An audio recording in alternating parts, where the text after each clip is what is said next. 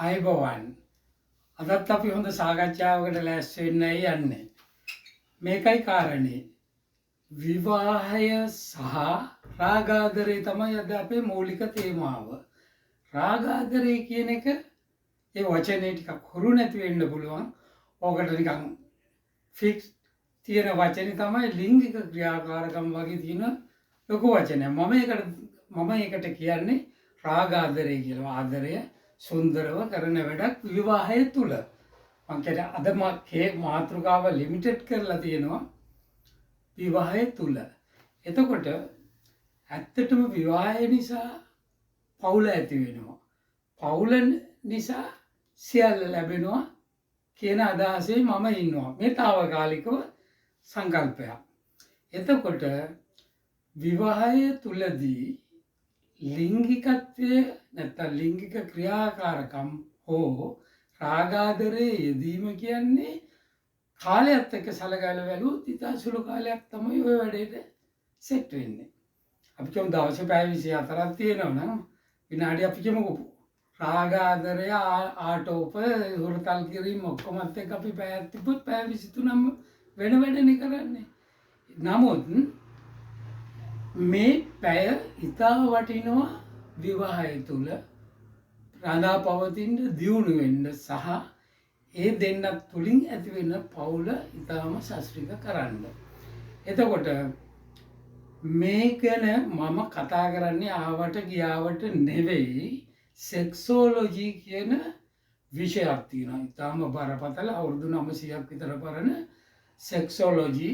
ඒකට අපිට සිංහලෙන් කියන්න පුළුවන් සෙක්සෝ සයිකොලොජි කියලා.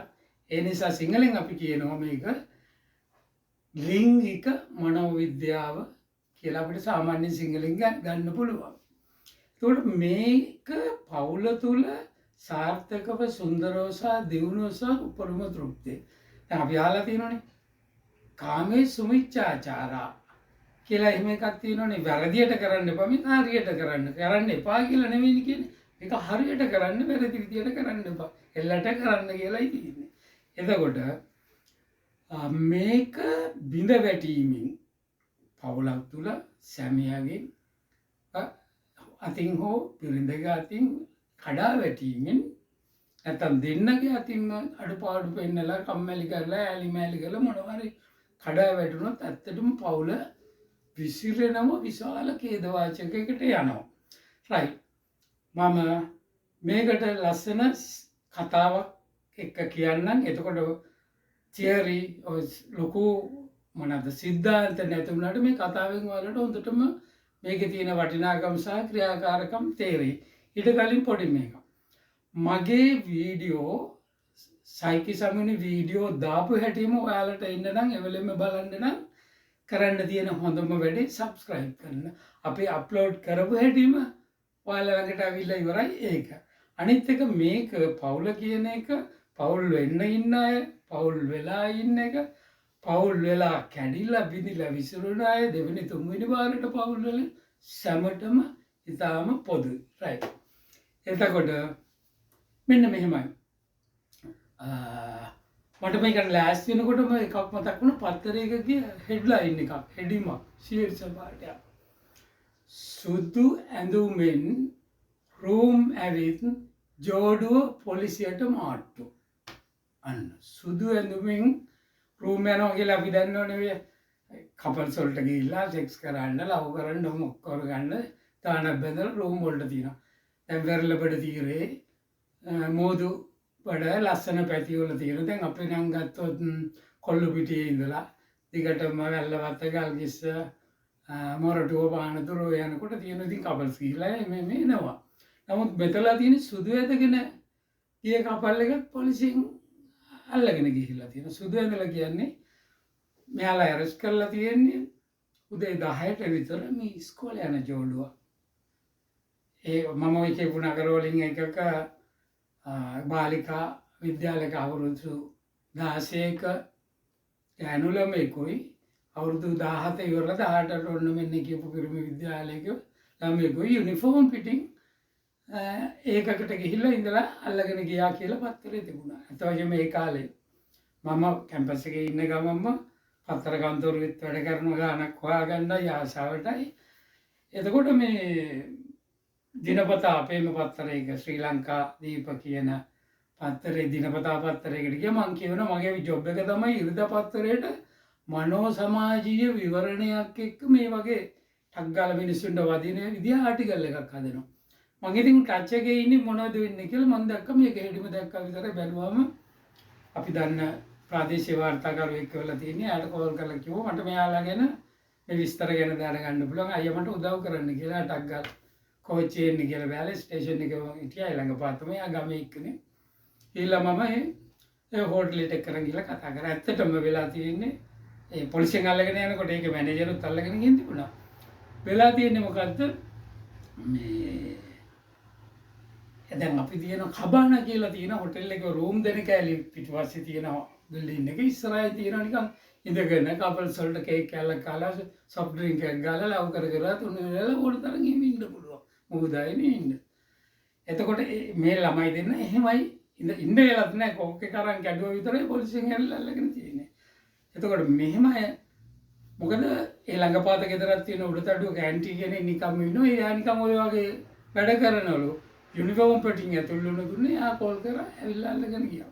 නමුත් ඉතින් මේ මොකද උනේ පොලිසියෙන් කියලා දෙමව්පියෝ ගෙන්නුවා. දැන් ටවුන් එකේම වෙන ටිකක් වැදගත් පන්සලේ වෙනත් අතින් ප්‍රසිද්ධියක් තියෙන පවුලක් ඒ පිරිමි ළමයාගේ ගෑනු ළමයි ටිකක් ඔය මොහොදායිනට වෙන්න අපි කියන්නේ ටිකක් පැල්පත් එහෙම කියන දුප්පත් පවුලක ගෑනු ළමයි කියා දෙන්න ඇවිල්ලා දෙපැත්තෙම අම්මලා තාත්තලා ඇවිල්ලා පොලිසියෙන් මේක කතා කරාම ගෑනු ළමයි වචනයක් කතා කරෙත් නැහැ. පිරිමි ළමයා කිව්වම අපි ආවා තමයි මේ මෙහෙම හිටියා මේ ඒ රූම් ඇතුළට ගියේ නැහැ කියලා කතා කරාම ගෑනු ළමයාගේ පැත්තේ ඒ ටිකක් යාලා ටිකක් අර වැල්ලේ කට්ටියනේ දීලා තාත්තා බීලත් ඇවිල්ලිට ආච්චි දෙන්න ඉන්නේ. ආච්චි කිව්වා මේක අපිට මෙයා බාර ගන්න බෑ මේක දැම්මම ගෙදර අරන් යන්න කියලා. අපිට එපා. ගෙදර යන්න අපි දන්නවද මොනවද කරේ කියලා මම හිතන විජ්ජුම්බරෙන් නැටුව. පස්සේ පොලිසියෙන් මැදිහත් වෙලා කතා කරලා ඔක්කොම ඇග්‍රීමන්ට් එකකට ආව මොකද්ද? මේ ළමයාට අවුරුදු 18 පිරෙන්නේ කවදට එදාම කසාද බඳින්න පුළුවන්. ඒ අම්මලා තාත්තලා පොලිසියත් මැදිහත් වෙලා ඒ ලියුම හදලා අත්සන් කරලා ගියා. හැබැයි උනේ එදායින් පස්සේ ළමයි දෙන්නම ඉස්කෝලේ ගියේ නෑ එකක්. කොහොම හරි හරියටම අර ළමයාගේ අවුරුදු 18 පිරෙන දවසවල පෙරලා දවස් දෙකක් ඇතුළත අර කට්ටිය ඇවිල්ලා කතා කරලා ගෙන්නලා දෙන්න කසාද බඳලා ළමයි මේ පිරිමි ළමයාගේ ගෙදරට ගියා. ඒ අම්මයි තාත්තයි විතර ඉන්නේ. ඇත්තටම පස්සේ කාලෙක මට ඒ ගෙදරට යන්න වුණා. ස්විමින් පූල් එකක් තියෙනවා, පොඩියෝ තියෙනවා. එකම ළමයා අවුරුදු 40ක් විතර ඇති අම්මට 45ක් විතර ඇති තාත්තට. එයා ඉතාලිය මුල් කාලේ ගිහලා හොඳ පවුලක් ඒ නගරේ. අර කට්ටිය ටිකක් අමාරුයි කොහොම හරි ඒ කට්ටිය නීතිගරුකයි. ඒ අම්මයි තාත්තයි හරි එහෙම වැඩක් වුණා අපි බාර ගන්න අපේ දරුවගේ වැරද්ද කියලා වැඩේ කරලා බඳලා දුන්නා. බඳලා දීලා මෙයාට අවුරුදු 19 මේ වෙනකොට බබාලා දෙන්නෙක් හම්බුනේ නිමුල්ලු දෙන්නෙක් දුවලා හම්බුණා. එතකොට එදෙන්නට අවුරුදු 2ක් විතර යනකොට ඒ කාලේ කොල්ලොන්ට ගොඩාක් පිස්සුවක් තිබුණා මේ ඉතාලියන එක. ඉතාලිය යනවා විශේෂ ඊළඟට ප්‍රංශයට පනිනවා මොකද මෙයාට අවුරුදු එතකොට 22ක් වෙනවා කොල්ලා. එයාට අපි ෂේන් කියමුකෝ නම. ෂේන් පිටරට ගියා. එතකොට ළමයි දෙන්නයි නැන්දයි මාමයි ළඟ ඉන්නවා. ඉතින් නැන්දා එයා අම්මයි තාත්තී කියලා අරගෙන එයා ෂේන් කියන හින්දා දෙන්නට කතා කරේ. එහෙම අම්මේ ටිකක් නරකයෙන් ඉන්නේ. තාත්තා නම් ඉතින් අනුකම්පාවෙන් බලනවා ළමයිනුත් බලනවා. මෙයා දහම් පාසලේ ප්‍රධාන ආචාර්ය ජ්‍යොතිෂය සහ අය මොනවාද ආයුර්වේද වගේ ඒවට කරනවා. සමාජ සේවා කටයුතු විශාල ප්‍රසිද්ධියක් තියෙන කෙනෙක්ද විශාල අවුලක් රජ්‍යයක් වගේ තිබුණා. කොහොම හරි මේ සිද්ධියත් එක්කම පොලිසියට අහුණු දවසේ ඉඳලා එයාගේ මානසික තත්ත්වය ගොඩාක් වෙනස් වුණා. පස්සේ මගේ ඒ දෙන්නම යාළුවෝ වුණා. ෂේන් ඔක්කොම මගේ යාළුවෝ වුණා. මං යාළුවෝ වුණා. මම එයාලට කියලා නිකන් නම කියමුකෝ මෙරිල් අයියයි මෙරිල් අක්කයි කියලා කිව්වේ. හොඳ ආශ්‍රයයක් තිබුණා. එහෙනම් මම මේ ගොඩාක් මේකට වතගොත දන්නවා. යාම මෙයා ටික ටික භාවනාවලට ඒ කියන්නේ මෙරිල් අක්කා නැත්තම් අර ලේලිගේ නන්දනිය ළමයි වඩා ගන්න ඒවට මට කරන්න උදව් කරන්නත් කම්මැලි කියලා තමයි ගොඩක් කට්ටිය හිටියේ. කොහොම හරි ගිහිල්ලා භාවනා වැඩසටහන් වලට ගිහිල්ලා සති දෙකේ තුනේ ආරණ්‍යද මට ඒවට දන්නේ නැහැ කියන නම් මේ වනවා ප්‍රදේශවල තියෙන නිස්කලංක තැන් වල භාවනා කුටීම ඕකට එහෙමම ගිහිල්ලා තිබිලා මෙයා අන්තිමේදී ගිහිගේ ඇරලම ගියා. ඒකට පුතාත් ඉතාලියට ගියා ආවේ නැහැ. උන්නද මලාද දන්නේ අර යන ඉන්න බව දන්නවා.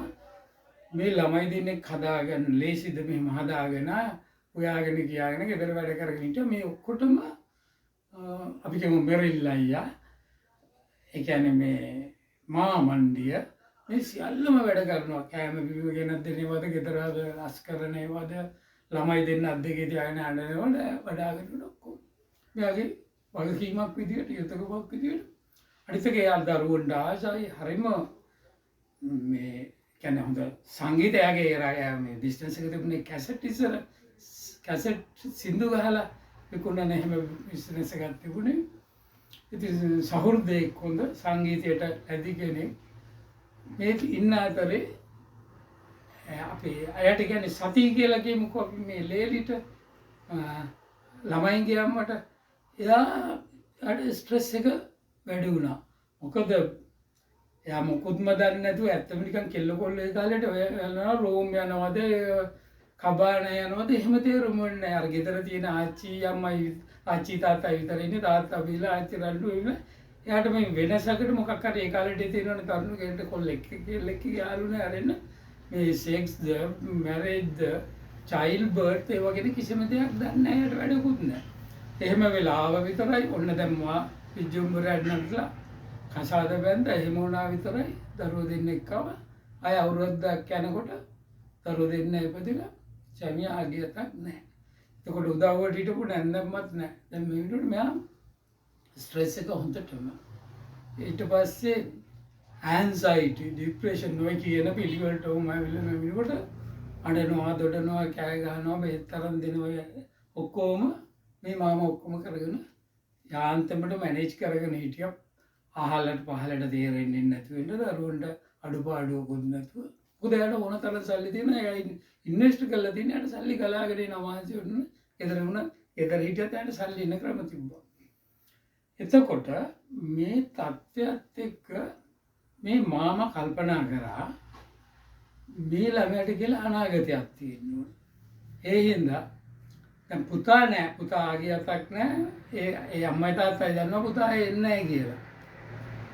එතකොට මෙයා කල්පනා කරා හොඳ සුදුසු මේ ළමයි දෙන්නත් බලාගෙන මේ අසනීප වෙලා ඉන්න සතියවත් බලාගෙන ඉන්න අවංක කෙනෙක් හොයලා අසද බඳලා දෙන්න. ඒක මේ සතියට කිව්වේ නෑ. මෙයා කල්පනා කරගෙන ඉඳලා මෙයා දවසක් අර ආරණ්‍යයට යා මාතාවක් වෙලා කියලා ඉන්නේ අපි කියමු සිල් මාතාවක් වගේ වෙන්න ඇති. ඒත් එතෙන් ගිහිල්ලා හොයාගෙන මේ තමන්ගේ හිටපු බිරිඳට විස්තරය කිව්වා මට මෙහෙම අදහසක් තියෙනවා මේ ළමයි පහු පොඩි ළමයි දෙන්නත් ඇදෙනවා අනිත් එක එයාට තාම අවුරුදු 23ක් 24ක් වයස මට මිනිස්සෙක් ඕනේ කියලා කිව්වම සෑහෙන වේදනා කතා කරා සිල් මාතාවයි යාගේ හිටපු සමයේ දෙන්න සාකච්ඡා කරා. අන්තිමේදී තීරණය වුණා මෙයාට විවාහයක් කරලා දෙන්න හොඳයි කියලා. නමුත් ඒ මාතාව දාපු කොන්දේසි තමයි ගෑනු ළමයි දෙන්නෙකුත් ඉන්න නිසා මෙයාත් අඩු වයසේ නොදන්නා සමාජ ගැන ගොඩක් જાති දන්නේ නැති කෙනෙක් නිසා මිනිස්සු මොනවා කරලා යයිද මේ පොඩි ළමයින්ට මොනවා වෙයිද. දැන් ඒකට මෙයාලගේ දේපොළ ඔක්කොම දෙන්නත් යාලා ලෑස්ති වෙලා තිබුණා. ඒතකොට දේපොළට ඇවිල්ලා මේවා විනාශ කරයිද ඕමම සාකච්ඡාවක් ගිහිල්ලා ඉන්න අතරේ මාතාව කිව්වා මෙරිල් ඔයයි මමයි අතර තියෙන තිබ්බ තත්ත්වය අපි දෙන්නත් ඔය වගේ වයසේදී බැඳි මෙහෙම වුණා. ඇත්තෙන්ම පළවෙනි දවසේ ප්‍රථම ලිංගික අත්දැකීම ගන්න දීලා මාව මරුණා වගේ තත්ත්වයකට මමපත් උනේ. ඒ කියන්නේ මට ඉවස ගන්න බැරි වේදනාවයි නිසා වුණා. ඒකෙන්ම ඔයා කොහොම හරි අර සුදු රෙද්ද පෙන්වන්න ඕන නිසා ඒ වැඩේ කරාට මම හොඳටම හිම්පත් වෙලා මට ජීවිතෙත් එපත් වුණා. හරයට වගේම මටත් ඔය දැන් චේන් හම්බෙන්නත් එහෙමයි ආවේ. දැන් ඉඳලා ඔයා දන්නෝනේ අපි ආශ්‍රය කරේ කොහොමද? ඔයාට ඕන දේ වැඩක් කරගන්න මං ඉඩ දීලා තිබුණා. මම මේ සිල් අතට පින් අතටම යොමු වුණේ එහෙමයි. නමුත් මම එහෙම යොමු වුණා කියලා සතියට එහෙම කරන්න බෑ. මට තේරෙනවා යට මෙහෙම කෙනෙක් ඕන තියෙනවා කියලා සාමාන්‍ය හොඳ ගැඹුරු සාකච්ඡාවක් ගියා. ඊට පස්සේ අන්තිමේදී සාකච්ඡාව ඉවරුනේ කිව්වා මෙරිල් මේකයි ඔයාට වැඩිය අවුරුදු 27යි වෙනස තියෙන්නේ මේ ළමයාට. මීට වැඩිය අවුරුදු 40 50යි වැඩිමාල් පිරිමිත් එක්ක ගෑනු අය විවාහ වෙලා හොඳ සාර්ථක ජීවිත අරගෙන අපි දැකලා තියෙනවා. අපි දන්න අයත් ඉන්නවා. ඒ මමයි දන්නේ. ඉතින් මේ අවුරුදු 27 පරතරය නිසා ඔයයි එකතු වෙන්න. දරුවෝ දැන් ඔයාටනේ තාත්ති කියන්නේ වාසගමත් එක වගේ තියෙන කවුරුත් මේක දන්නේ නැහැ. ඕනනම් අවට මිනිස්සු මේක දැනගෙන ප්‍රශ්න ඇති වෙනවා. ඒක ළමයින්ට බලපානවනම් ඔයාලා එහෙම ඊට ලෑස්තිල මේ දීපල ඔක්කොම ගුල්ලා වෙන පළාතකට හෝ රටකට ගිහිල්ලා අපිට ජීවත් වෙන්න. ඒක තමයි සුදුසුම ක්‍රියාමාර්ගය කියලා ඉදිරිපත් කරා. ඇත්තටම මෙරිල් අයියට කට උත්තර නැහැ. මොකද එයාගේ හිතේ එහෙම අදහසක් කොහොමද තිබුණෙත් නැහැ. නමුත් සිල් මහතාව මේක ඒත්තු ගන්නවා. මේකේ බරපතලකමයි ප්‍රශ්නේ. ගෑනු ළමයිම 3 දෙනෙක්ගේ අනාගතය අපි දන්නේ නැහැ කියන එකයි කල්පනා කරා. මේකේ යම්කිසි වගකීමක් තියෙනවා අපිට. විශේෂයෙන් දැන් එයාටනේ තියෙන්නේ අරයාගේ ජීවිතෙන් අයින් වෙලා උපදේශක් දෙනවනේ. එයා කල්පනා කරා. ඊට පස්සේ කිව්වා ඔයා මේක තනියම කල්පනා කරලා බලලා පුළුවන් නම් සතිත් එක්ක කතා කරන්න. මෙයා කිව්වා බෑ චීචි මට ඒක කතා කරන්නත් බෑ. මට තාම මෙහෙම කියලා එයා පැනික් එකකට එයා කලබල වෙලා. ඊට පස්සේ හරියනම් වටේ වාඩු තියෙන වෙලාවක එහෙම සිවුරේ පොයේ නැතුව ඒ වගේ නැති දින එක ළමයි දෙන්නත් කාර් එකේ දාගෙන අයි ඔක්කොම දාගෙන නිකම් මේ ට්‍රිප් එකක් යනවා වගේ යන ගහගෙන ඉන්න. ඇවිල්ලා ඔයයි ළමයි දෙන්න මේ උයනේ ඇවිදින්නේ. එතකොට මම සතිත් එක්ක මේක පැහැදිලිවම කතා කරනවා. එයාට මේක මම වටහලා දෙන්නම් කියලා. කොමාරි ටික දවසකින් එයා ගිහිල්ලා කතා කරා. ඒ විදිහටම ගියා. වුණාම ළමයි දෙන්නත් දෙකට රම්යා උයනේ හැමතැනම ඉඳලා ළමයින්ට කුරුල්ලෝ මල්ලේව ලස්සන පරිසරය යාලා දැකලා නැහැ. ඒව පෙන්න ඉන්න අතරේ අර සම්පූර්ණම මාතාව විග්‍රහ කරලා දුන්නා එන තත්ත්වය. අවංකවම මොකද එයා හරියට ප්‍රඥාවන්තයි. නමුත් ඊට පස්සේ කිව්වා මෙහෙමයි ඔය තාත්තිත් එක්ක මම මෙහෙම කියලා හිටියට කිව්වා මෙහෙමයි යත් එක්ක ඉන්න පුළුවන් ඉතාම හොඳ මිනිස්සෙක් වටිනා මිනිස්සෙක්. මගේ ප්‍රශ්නේ වුණේ මෙහෙමයි මේ එයා ඇත්තටම කිව්වා මට ඒක මේ මෙහෙම කියන්නකො සරමරලා කියන්න ඕනේ. පළවෙනි දවසේම මම එයාත් එක්ක ඉන්නකොට මම බය වුණා. ඒක විශාල පිරිමියෙක්ක් එයාට තියෙන. ඒක නිසා මට අමාරුත් එහෙම වුණා. පාට තියෙනවා නම් තියෙන්නේ එහෙම ප්‍රශ්නයක් මම නම් එහෙම හිතන්නේ නැහැ. එක එක්කෙනාට වෙනස් වෙනවා. මට එහෙම වුණාම නමුත් මේ මිනිස්සු හොඳයි. අවුරුදු 27ක පරතරෙත් නැහැ. ඔක්කොම සංසිඳන විදිහට කතා කරලා මේ පවුලේ ගෑනු ළමයි 3 දෙනා රැකෙන විදිහට එයාට බාර වෙන විදිහට කතා කරා. කතා කරා විතරයි අර පැටිලා කකුල් දෙක ලැහැටලා ඇඬුවා. සිල් මාතාවගේ කකුල් දෙක ලැහැන අඬලා ඊට පස්සේ මෙයා ඔළුව අල්ලලා ආනගිටින්න පුතේ කමන්න දැන් කියනකොට සිල් මාතාව දැක්කා සතියේ මෝනේ ඉතාම සියුම් ආශාවර හැඟීමක් හා සතුටක් ලියලා තියෙනවා. එච්චරයි. ඊට පස්සේ කතා කරේ නෑ. කට්ටිය යන්නේ ඇරියා ගියා. දැන් එතකොට එන අරණට ගිය සතිය නෙවෙයි එනකොට යාගේ හැපි මූඩ් එක හොඳටම තියෙනවා අරයා දැක්ක. නමුත් ඒ ගැන කතා කරේ නෑ. ඇවිල්ලා දැන් දෙන්නම කාරණා දෙක දන්නවා. දෙන්නම දන්නවනේ. ඉතින් ඇවිල්ලා ළමයි නිදි කරලා ඉන්න ගමන් ටීවී එකක් දාගෙන මෙයා දන්නේ නැහැ වගේ මැරිලා කතන්දරේ දන්නේ නැහැ වගේ නෝඩ වෙනදා වගේ නෙවෙයි සැටි ළඟටම ඇවිල්ලා කතා කරලා ඉඳගෙන මේ මැරිලා වැඩි නිදි කරා වැටෙන ගම ටීවී බලන එකනේ මෙයාත් ඒ විදිහට ටීවී බල ඉන්න ගමන් එකපාරටම ඔළුව තියලා වෙනද ඩිප්‍රෙෂන් වැඩි වුණාම එහෙම සතිය ඔළුව තියලා එහෙම ඉන්නවා එතකොට මෙයා තෙල් ගාලා ඔළුව ගාලා එහෙම කරනවා එහෙම කරන ගමන් මෙයා ඇඬුවාම ඊට පස්සේ ඇයි අනන්නේ කියලා නෑ අද සිල් මාතාව මට එන්න කියලා මට දෙයක් කිව්වා. එතකොට එයා දන්නවනේ මොකද්ද කිව්වේ. ඔව් එතකොට ඔයාගේ අදහස මොකක්ද කියලා. ඒව කෙලින්ම ඇහුවා මාමා. එයා කිව්වා මේ මට ඒකට එකඟයි කියන්නවට වැඩි මට ඒ සන්තෝෂේ දරා ගන්න බෑ. මට තාම ඒ සන්තෝෂේ තියෙනවා. මම අනන්ත හිතින් ওই දේ හිතපු දෙයක් කියලා කිව්වා.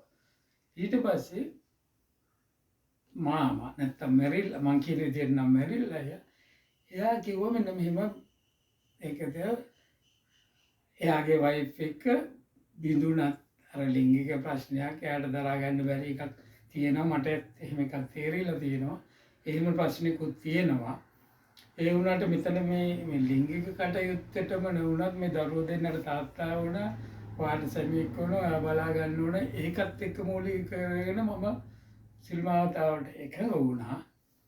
ඒ නිසා අපි දෙන්න මෙහෙම එකතු වෙලා ජීවිතේ මෙහෙම ගෙනියන්න මම කැමතියි කියලා මරිල්ලයා කිව්වා. අර කැමතියි කිව්වා. ඊට පස්සේ නමුත් ඔය විදියටම අපි දන්නේ නැහනේ. දැන් අම්මා පළවෙනි දවසේ ඉඳලාම මගෙන් ඒක බෙදුණා. ඒක ප්‍රශ්නේ මත. ඒ කියන්නේ එතන තිබ්බේ මේ සෙක්ෂුවල් අයිගර ආරවුලකුත් නෙවෙයි. ඒකට යම් කිසි පොඩි ෆෝල්ට් එකක් වුණා. ඒක මෙයා අවංකවම මාමා ලේලිට සිස්ටර් වචනෙන් ඉතාලම ගෙටින් කිව්වා. එතකොට එයාත් දන්නෝනේ අම්මත් කියලා තියෙනෝනේ. තිබ්බම කිව්වා දැන් මට ඒක තිබුණත් නැතත් කොච්චර වේදනාව තිබුණත් මට මගේ ජීවිතේට හම්බ වෙන ලොකුම සම්පත මට තියෙන ආරක්ෂාව මගේ මේ ලෙඩ ඔක්කොම තියෙනවා ඒක මම බාර ගන්නම් කියලා. එතකොට ඇත්තටම කිව්වා ඔයාට තාම ඉඩ තියෙනවා මේක අපි ට්‍රයල් එකක් දාන්න ඕන. කියන්නේ ට්‍රයල් රයිඩ් එකක් දාලා බැලුවාම එහෙම වෙනකොට අම්මට වගේ ඒක වේදනාව බාර දැනෙනවා සයිස් එකක් තියෙනවනම් ඔයාට එතනින් අයිත් බ්ලොක් කරන්න පුළුවන් කියලා එදා එයාලා ට්‍රයල් එක දැම්මා. ට්‍රයල් එක දැම්මාම ඇත්තටම ඒ දෙන්නට ඒ සැටිස්ෆැක්ෂන් එකට ඒක මාර ලව් එකක් නේ තියෙන්නේ. මම ඒකයි කිව්වේ රාගාදරේ මට තාම සතුටින් නින්ද ගිහලා පෑ ගානකින් ඇහැරලා වැඩ ලෑස්ති වුණා. පස්සේ ඇත්තටම එයාලා ඇත්තම පවුලක් විදියට ටික කාලයක් දෙන ගම්මින් එක ප්ලෑන් කරලා මේ අය යම්කිසි දුර පළාතකට මේ දේපලත් ගුල්ලා ගිහලා එන් වුණා. දැන් ඒ ළමයිගේ වයස අවුරුදු 32ක් විතර වගේ වෙනවා. අරයටත් 50ක් විතර ඇති. මෙයාට 72ක් 73ක් විතර ඇති. කවදාකවත් ෂේන් ආවෙත් නැහැ. ආගියත් නැහැ. අද වෙනතුරු නැහැ. මම නිකන් මේ කතාව කරන්න ඕන හින්දා පොඩ්ඩක් හොයලා බලලා මම මේ විස්තර ටිකක් දැනගත්තේ. හැබැයි මේක අරයා වෙන්න ඇති මෙයා වෙන්න ඇති කියලා මේ වීඩියෝ එක බලන අය එහෙම හිතන්න හොඳ නැහැ. සමහරට ඒ අය ලංකාවේ නැත්තු වෙන්නත් පුළුවන්. එහෙම හොයන්න ඕනේ නැහැ. මම මේක කිව්වේ sexology with marriage ඒක තුල ක්‍රියා කරන විදි. මොකද ඔය sexology කියන එකම ලෝකෙට ඇවිල්ලා තියෙන්නේ සිග්මන්ඩ් ෆ්‍රොයිඩ්ගේ මනෝවිශ්ලේෂණවාදයයි 1900 මුල් කාලේ අවුනෝ ස්ත්‍රීවාදය ෆෙමිනිසම් කියන දෙක එකතු වෙලා තමයි හැදිලා තියෙන්නේ. මේක මනෝවිද්‍යාවට ඉතා සම්බන්ධ නැහැ. පස්සේ කාලේ මනෝවිද්‍යාඥයෝ මේ සෙක්සොලොජි කියන එක උකහාගෙන ලිංගික මනෝවිද්‍යාවේ යාලට නොපෙපුණු ශක්ති මනෝවිද්‍යාව කොටසක් විදියට තියෙන නිසා මේ විදියට සුහදව සාකච්ඡා කිරීමෙන් ගැටලු සුහදව සාකච්ඡා කිරීම විසඳීමේ ක්‍රම නිර්මාණය කරන්න පටන් ගත්තා. ඒකයි වටිනාකම. හොඳයි. මම ඊළඟ වීඩියෝ පෙළක්ම සෙක්සොලොජි ඇක්ටුවරියම් දැන් එකට පාවිච්චි වෙන්නේ සෙක්සෝ සයිකොලොජි කියලා. ඒ කියන්නේ ලිංගික මනෝවිද්‍යාව කියලා අපිට සිංහලෙන් කියන්න පුළුවන්. ඒ ගැන පෙළක්ම වීඩියෝ පෙළක් මම ඔබලට ඉදිරිපත් කරනවා. මේ වගේ කතාවකුත් එක්ක ගැඹුරු කාරණා සීල් වෙන්න. ඔයාලා මට ආදරය ප්‍රකාශ කරන්න සබ්ස්ක්‍රයිබ් කරලා. මොකද සබ්ස්ක්‍රයිබ් කරපු හැටිම මගේ අලුත් අප්ලෝඩ් කරපු හැටිම ඔයාලට ටිංගාල බෙල් එකක් ඇදිලා මගේ වීඩියෝ එක එනවා. ඒ වගේම මම ඔබේ ගුරු උපදේශක එහෙම නැත්නම් මෙන්ටෝ නිසා මට දෙන ගුරු පඬුරුකුත් ඒක වෙනවා. ඒ වගේම මේක ෂෙයා කරලා දෙන්න. මොකද මේ වගේ කාරණා ඇත්තටම අද YouTube එක තුල පැහැදිලි කරලා දෙන්න. ඉංග්‍රීසි භාෂාවෙන් තියෙනවා ගොඩක් සිංහල භාෂාවෙන් නෑ. එහෙනම් අපි මේ සිංහල කතා කරන සිංහල අරුම්කම් දෙන අයට මේ ගැටලු ලියා ගන්න උපකාරයක් වශයෙන් ෂෙයා කරලා දෙන්න. බොහොම ස්තුතියි. මගෙත් එක්ක සෙට් වෙලා ඉන්නවා. මම මීට වැඩිය රසවත්වත් විද්වත්වත් ඔයාලට ලස්සන ජාති ජීවිතය නියම ආකාරයට ගෙනියන්න උදව් කරන්න. Thank you.